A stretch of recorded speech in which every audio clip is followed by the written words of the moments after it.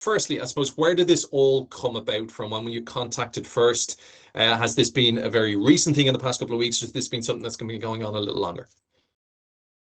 Yeah, so when the Enhanced Games came out, I was actually one of the first athletes they reached out to, and I declined them because it's like I still wanted to, go through the Olympic process, always be supporting, the clean athletes, and it was always in the back of my head. But I was like, I still have a job to do. I still have a job to represent Ireland the best I can, and get the most out of myself.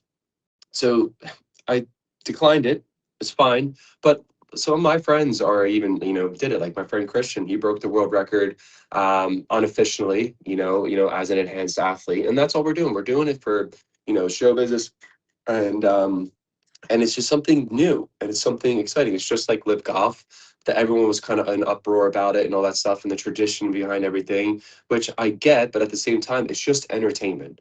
And I will always support for the rest of my life clean athletes competing for the Olympic Games. And sometimes that does not happen. In 2016, we never saw the Russians at all up until a day before. And there was some Russians that were actually had a lifetime ban or they were banned, and somehow they were able to compete. Poof, they were at the meet.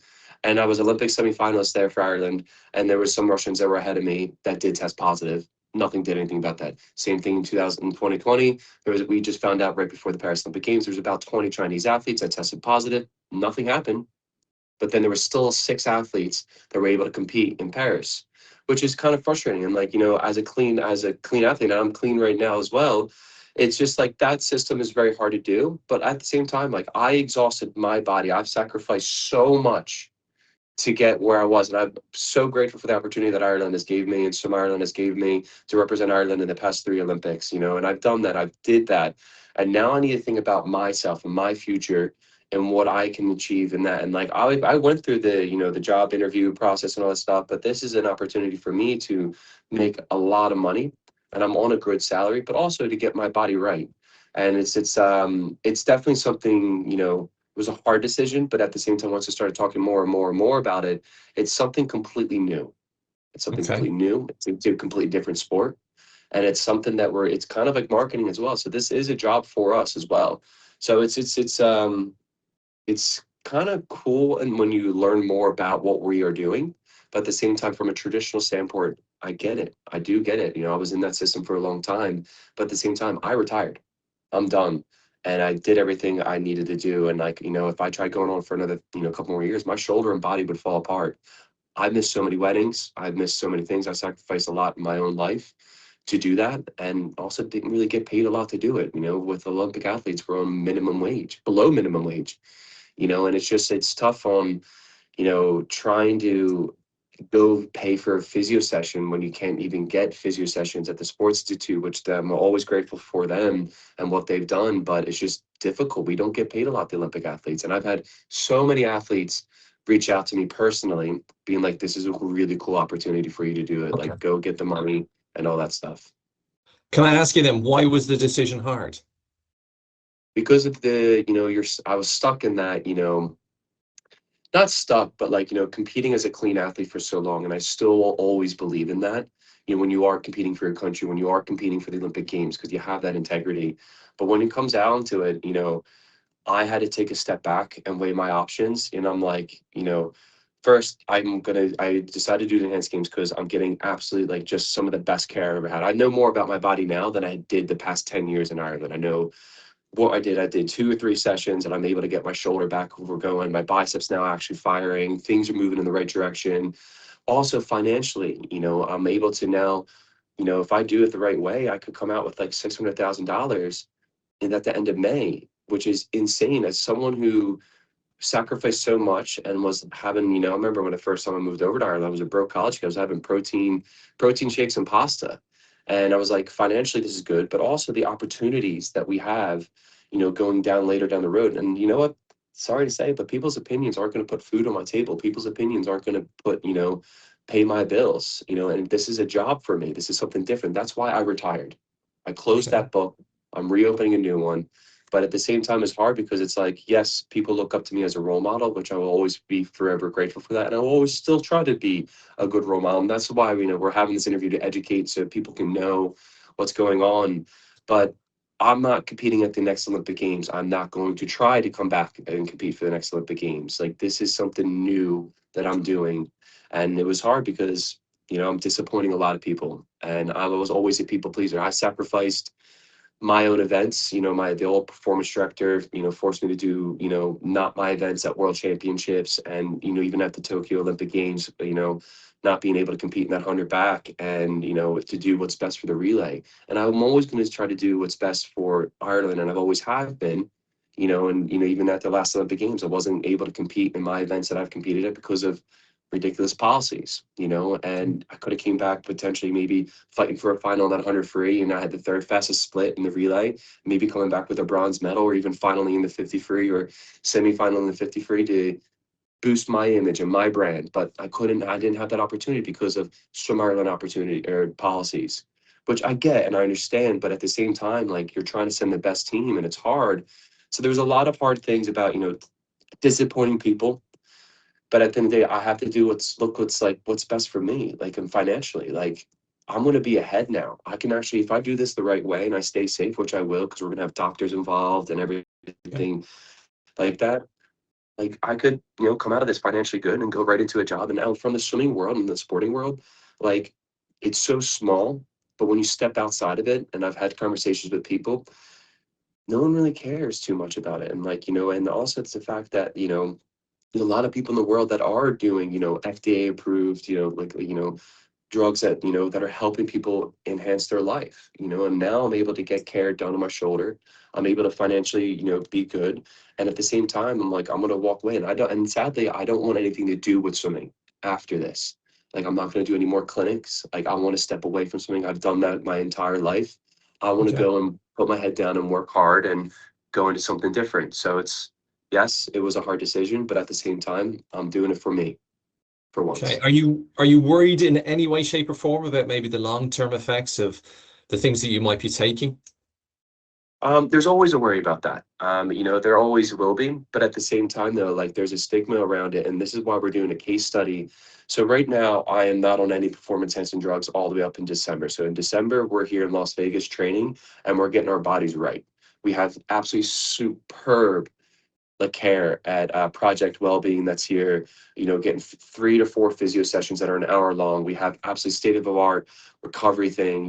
We have mandatory days every single day to go to use the recovery. So like infrared saunas, like, chambers to help us, like, with our blood and all this stuff that, like, I wish as an athlete I had, like, going through the Olympic Games, like, stuff like that is insane. Plus the gym, what I'm doing calorie wise, burning wise, every single day. We have our own meal plans, personalized meal plans for us as well. But when we get up to, December, then we're going to Abu Dhabi for a trial, a case study, where that's where the procedures will start. We're not the procedures, but the protocol will start, where then we don't know what we're going to take, because everything's going to be individualized. Like, I could, not take anything and still compete and still get the amount of money that I'm like, that could be up for grabs. But at the same time, like, there's a really bad stigma about it, because it's like people abuse the system. People get abuse the drugs and all that stuff. And that's where the problem comes into play. And everyone only listens to the bad things. But a lot of this actually, and we're only, there's a thing called peptides where people take a lot, but that's not FDA approved. We're only doing things that are FDA approved, things that are prescribed by doctors. We're getting our bloods tested done every single day, and we're going to follow a safe protocol. And luckily, we had 2 lads that ended up doing it last year, and we learned so much from that, and they're completely healthy and fine. They're actually in better shape now than what they were, going into it. So that's where, yes, I'm a little scared, but at the same time, I know, and the support that I've been here for the past week is absolutely superb with the enhanced games.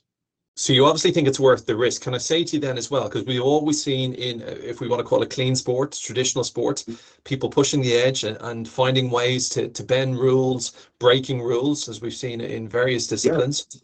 What makes you think that with the amount of money online, that somebody in the swimming, the 100 meters back or whatever event you're competing in, won't yeah, be going, to know what, maybe I could just do a little bit more to get yeah.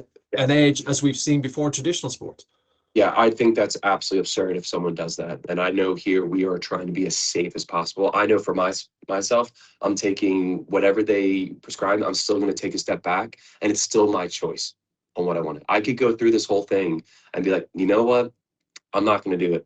I don't want to do it. I got myself in a good body position, or like, with all this training and all this recovery things, and end up not taking it. But at the same time, I could take a little bit of stuff that I need to do. And it's all, like I said, all FDA approved. But I know everyone here it's so important for us to be safe. And that's why we're doing this. That's why we're doing the enhanced games. We are not trying to break the world record. We're trying to break that time standard, and then we're going to try to do an enhance, and it's something completely different. This is something, it's show business. This is a job for us. But I did think, for me, I'm not going to do that. I'm doing this So for Shane, longevity. this is show business, not sport.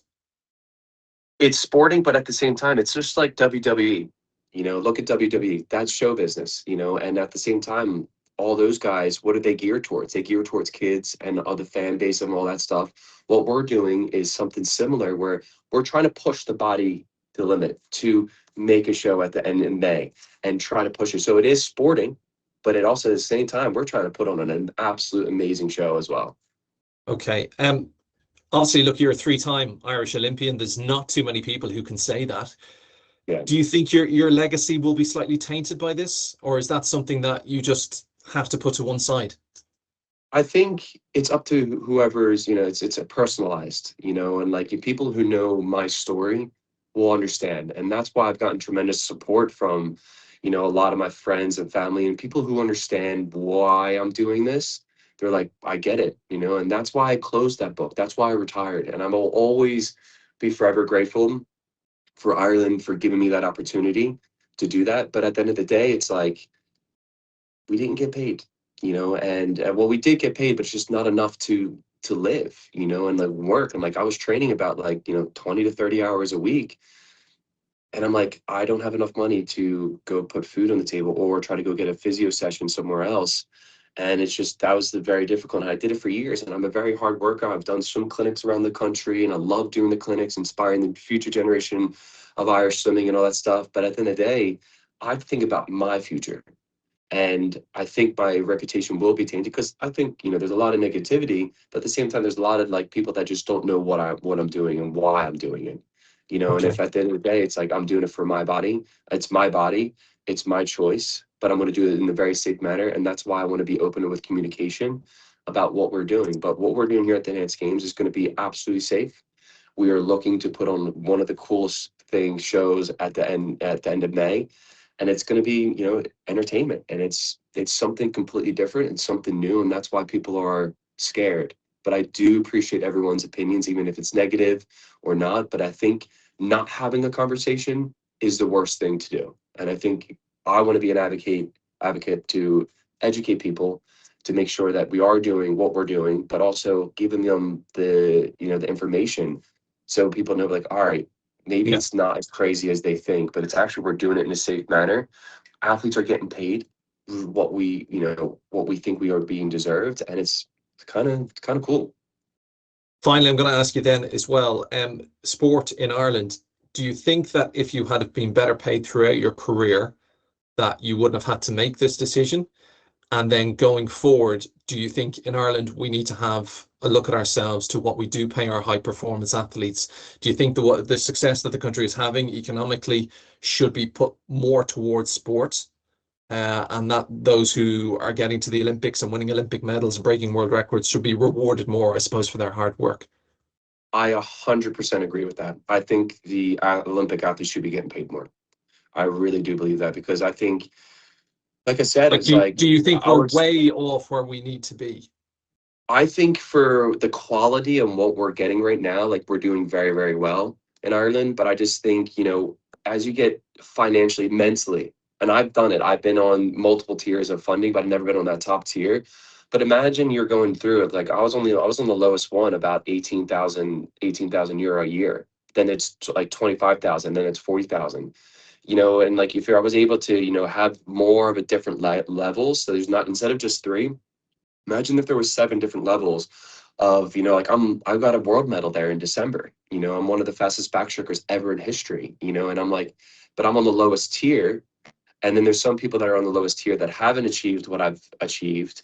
But I think if we support our athletes the right way, and I've had, like I said, I had multiple athletes reach out to me from Ireland being like, yeah, I get why you're doing this. It's like you're getting paid so much money to do this. But I just think if you're giving, you know, the athletes more money, first financially to put more food on the table, better for recovery, then they can actually go and get physios the right way. They can actually go on training camps the right way. They can go get MRIs without even a blink of an eye. Like, yep, I can afford that. I can go get an MRI. I can go do something else, and even try to pay for like a nutrition program. It all adds up. Every little thing that it all adds up. And I know they're like, you know, Team Ireland, you know, the OFI and all that stuff are trying to help support other athletes, but it's only like a small few that are able to get those things. But I think more money will go in. But you've seen in the past couple of years, like I've been on that campus. I used to live on that campus back in 2014 and 15 when it used to be all farm fields. And I've just seen the investment into the facilities and more money being pushed into, you know, into swimming, into other athletes. And you see the progression of it getting better and better. But I just think they need to pay the athletes more. And you know, it's not like a crazy amount, but like also make it where, yes, we can pay for your, you know, your training trip here instead of you doing this. Like, yes, we can do that, but like eliminate the expenses, pay them more so they can, you know, financially do what they need to do. And I think that comes a big burden. Meaning, you know, if anybody having a family or anyone in a normal job, you know, that has a house that has rent, especially in Ireland with the rent, like that's hard. You know, and also in Dublin, we have that facility there, but that's super expensive for people to come from all over Ireland to come to Dublin. It's so expensive to come and travel there. And they have some of the best facilities, but it's hard for everyone else to do that. Imagine giving the people the money than to go away to somewhere else, maybe a bit cheaper, and have the access to, you know, recovery things or whatever, you know. So I think it is important to pay the athletes more.